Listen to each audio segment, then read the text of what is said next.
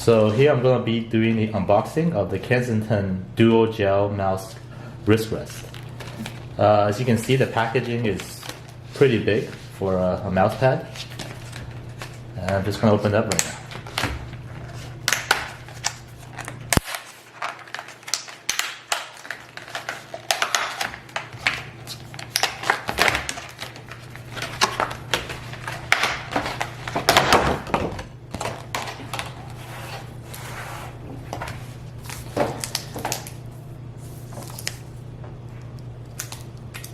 So there's an adhesive here that comes off, and so here is the mouse pad.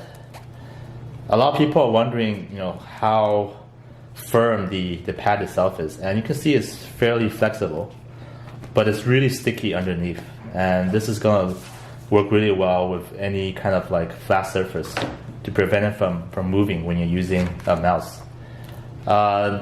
The support itself is made of some kind of gel. It's pretty soft, but not super soft. It's probably medium in terms of the firmness.